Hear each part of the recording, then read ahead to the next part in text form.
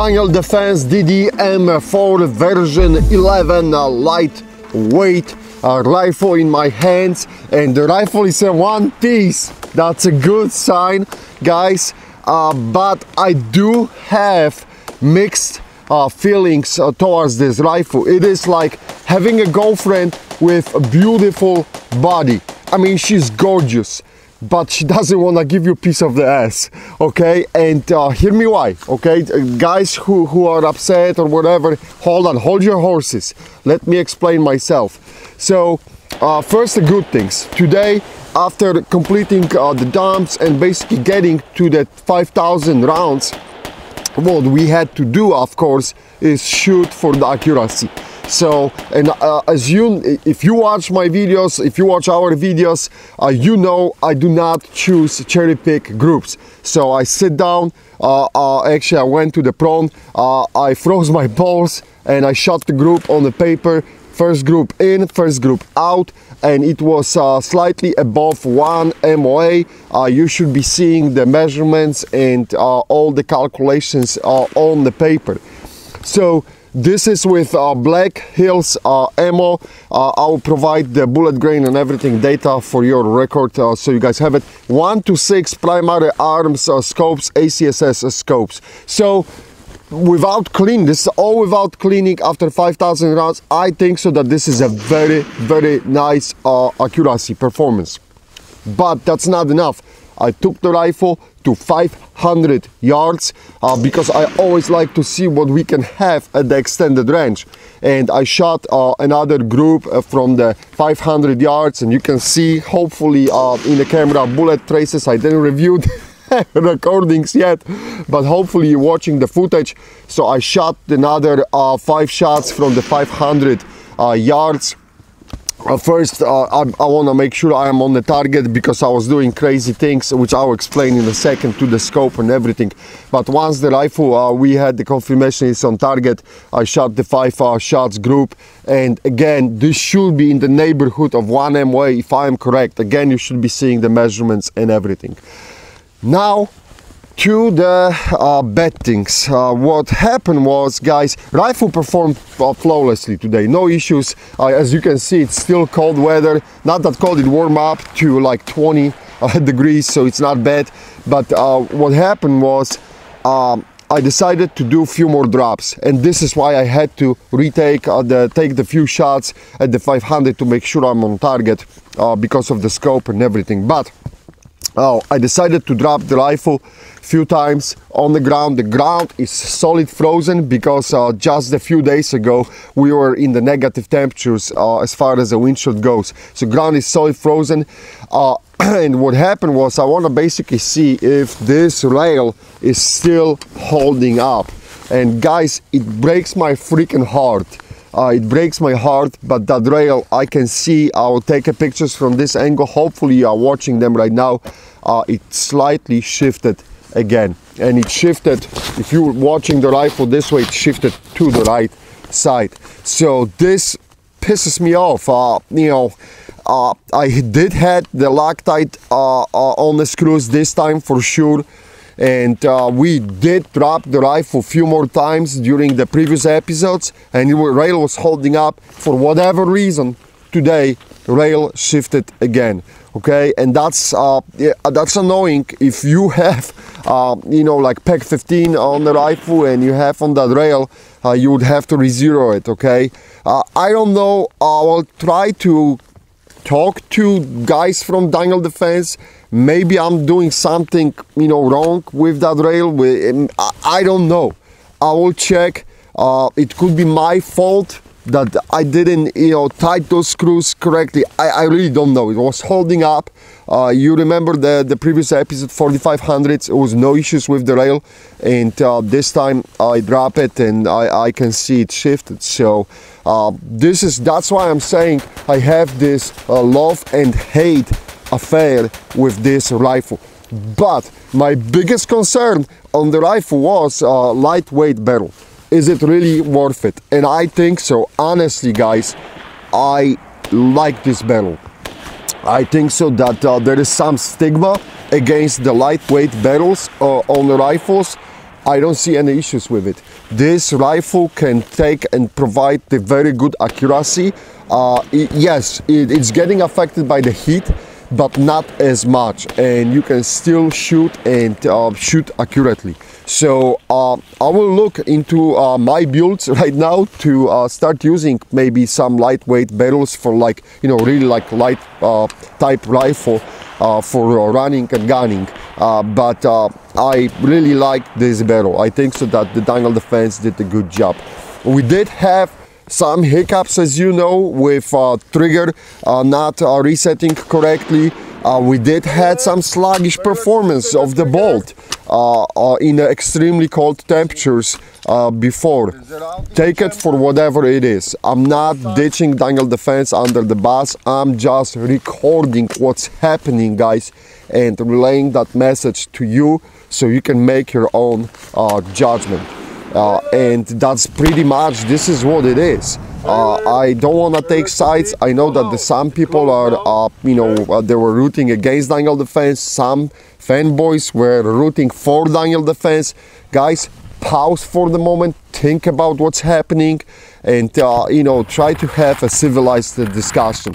It is what it is. What happens here at the farm, it happens. It's not like I'm going to cheat or remove the footage from the tape, because what's the point, right? You can see it for your own, with your own eyes, and evaluate it. We are not nice to the rifles, that's not the point. But on the other hand, I'm not trying to kill the rifles either. As you know, we always check temperature, make sure that we are not overheating the barrel or anything like this. But as I always say, enough with the bullshit talk. Let's have a look inside. The rifle was checked. There is no round in the chamber. I'm having this magazine always for fun, because it looks better basically. But let me remove the bolt carrier group. I'll put the gloves because it's freaking cold. This for now. Alright, let me remove this and the charging tank handle. We'll look into the lower receiver later. We'll talk about it. Let's start with the exteriors of the bolt carrier and the bolt. Everything outside, the gas keys are phenomenal. You know, that's how you should stock the gas keys. It's looking very good. The locking locks, I don't see any issues with it, guys. It's really, I don't see any cracks or deformations after that mileage. In that bolt carrier group, I really don't have issues with it.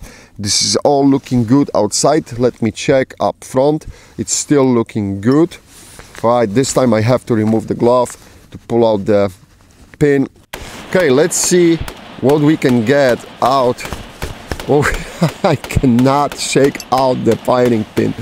All right, this is the firing pin. Before taking pictures, I will try to clean it so you can actually see something. But from what I'm seeing right now, I do not have any issues on the tip, just the tip of the firing pin. The back of the firing pin is looking good as well. And as I said, I'll take a pictures for you guys, so you should be seeing a better images than I have right now. Let me remove the cam pin. And as we know, this part on some rifles caused us some problems, but that one looks absolutely beautiful. There's just regular wear from the machining parts, you know, moving against each other. Nothing on the cam pin. This is all looking great. I absolutely love it. This is a very nicely aged component. Alright, let me remove the bolt and look at the rear of the bolt. This is it's just horrible how it looks like. I mean, no damage, but just that gunk and everything. To clean this shit right now out at home, it's going to be horrible to bring back that rifle. And guys, you can see, yes, the rifle is still working, you know, fine. It's the bolt is absolutely dirty and everything, but like, use your common sense. Don't let the rifle rot to the you know, place like this, like, you know, you got everything overloaded with the gunk. That's not the point. Keep, you know, probably every few thousand rounds, try to clean it and maintain. It will work better. Trust me on this. Gas rings are looking good too. I don't see anything. Extractor claw is looking perfectly fine. It's just everything is dirty, but the bolt is looking good. I have absolutely nothing to say about the bolt. Now let's look inside where the bolt goes in. Everything is looking good here. That channel is looking good too, and the rear of the bolt carrier group is looking perfectly fine. All right, that's out. Let me look into the buffer. The buffer tube is looking great. Again, it's just dirty as hell. Let me pull out the spring and the buffer. Nope, and it's no damage on the face of the buffer. That's awesome. All right, that's great. Trigger is working perfectly fine. Whatever was happening in the previous episodes, that problem walked away, and I have no issues. It's not the perfect trigger, but it's a nice trigger. You can even Ula had no problems making hits from 500 yards, and you know, this is a very accurate rifle. As I said, guys, you can have it and make some fun from the extended ranges. Okay, trigger group is looking absolutely gorgeous. Nothing here. And now the upper receiver, the chamber, it's a mayhem. It's a mayhem inside the chamber. All I see, it's a darkness. All I see is absolutely darkness from all the dirt and gunk. But guess what? Our rifle was cycling, as I said today. Even with it looks right now like a dirt on the sponge. It's just ugly. It's just ugly, but it's looking perfectly fine. We talk about the rail.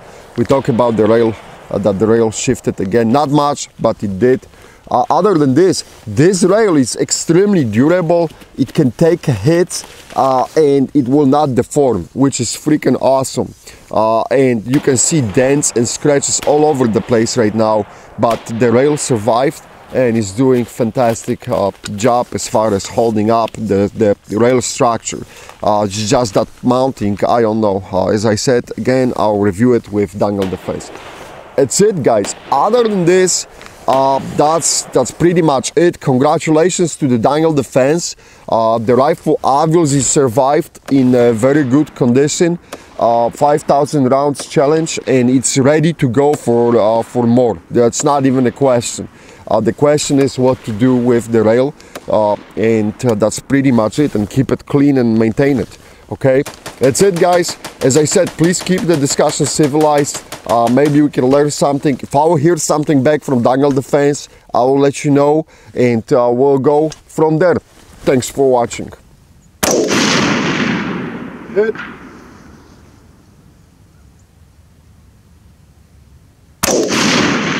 Hit.